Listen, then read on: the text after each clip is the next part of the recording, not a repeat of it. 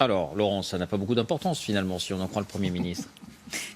Bon, enfin, on parlera tout à l'heure des sondages.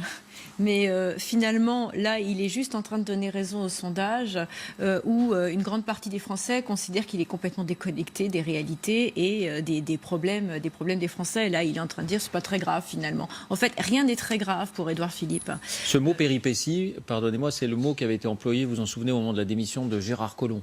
Oui. Il y a 4 mois. C'est aussi tempête dans un verre d'eau. C'est aussi des expressions qui reviennent assez souvent. Je pense que là où on a un problème fondamental en France, c'est ce manque justement de transparence qu'évoquait tout à l'heure Yvan.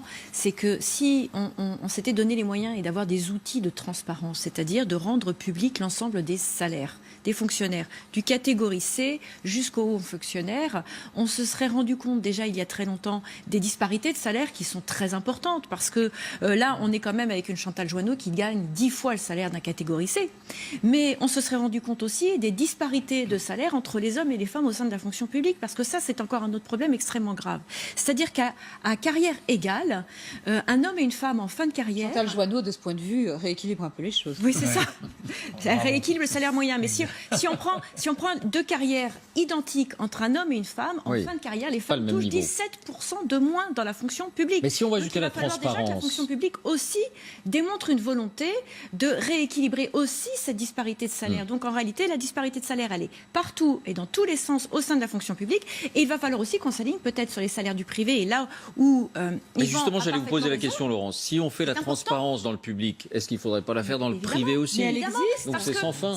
Elle existe. Elle existe pour les salaires des... Ça existe dans certaines entreprises. Vous ouvrez un rapport annuel de sociétés cotées et il faut prendre un aspirine ou deux parce que c'est un peu compliqué. Mais ce que je veux dire, c'est que c'est pas plus compliqué que dans la fonction publique. Et ça oblige à une certaine forme d'éthique et de morale parce que un patron de PME ou de grande entreprise, quand il va devoir déclarer son salaire, il va aussi devoir le justifier. Et je trouve que le fait d'avoir une transparence totale sur les revenus de l'ensemble des salariés, ça permet d'éviter la suspicion et ça permet d'avoir une certaine forme de morale dans la gestion.